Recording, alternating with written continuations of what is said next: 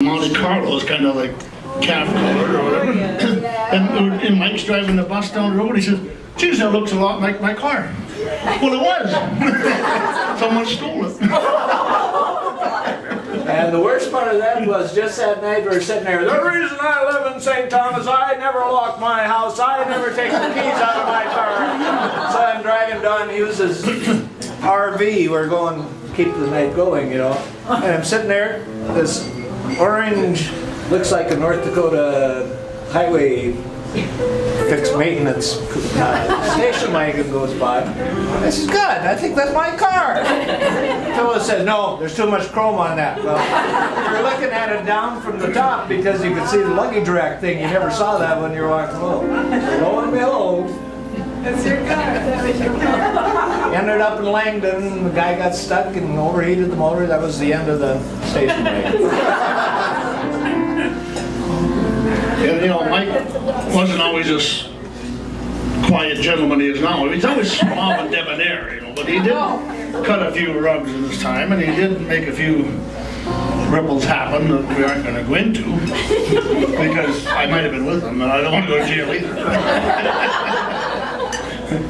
But it's been a great privilege and a good time to have been his friend for these 40-some years, and we're pretty much diametrically opposed when it comes to politics. I'm right, he's wrong.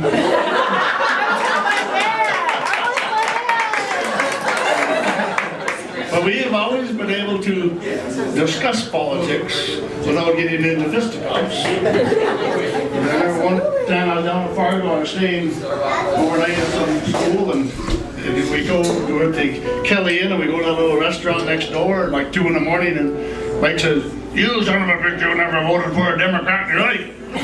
I said, well, not many, but I have some, and there's one I could vote for. It's that damn Colin Peterson. I can't stand him. I knew you'd like him.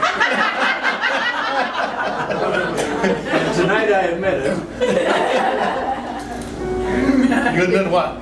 I admitted that I was sleeping, before I went to sleep a few nights ago, I got thinking about that situation. And how in the hell could you vote for Colin Peterson? He's in Minnesota. This is politics, you know. I just take a pickup load of ballots over to Minnesota. Like we talked about earlier, Mike, when you said the guy in Chicago says vote early and vote often. They're not kidding. You know, they're not kidding. So at any rate, I really want to wish Mike a happy birthday. I'm very glad that he's been around these 40 years, and I hope both of us are around for quite a few more. Well, I mean 40, that's like, I've known him for like 44 years or something. That's what I mean by 40. But he's been, I know, I maybe shouldn't tell him this, but I called him when he was in the hospital or the rehab.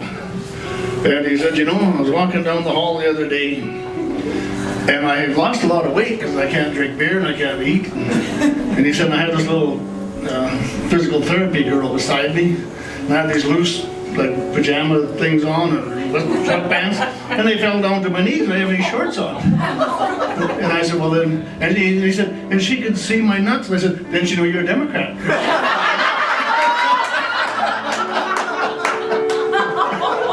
And he had the good grace to laugh. I mean, under those conditions, a lot of guys might have thought, this isn't funny. But Mike had the good grace to laugh, and he's always had this tremendous attitude, and he's been good. You know, the worst thing about that story was the PT gal said, I didn't see nothing. Well, I can't testify as to that. Anyway, happy birthday, Mike.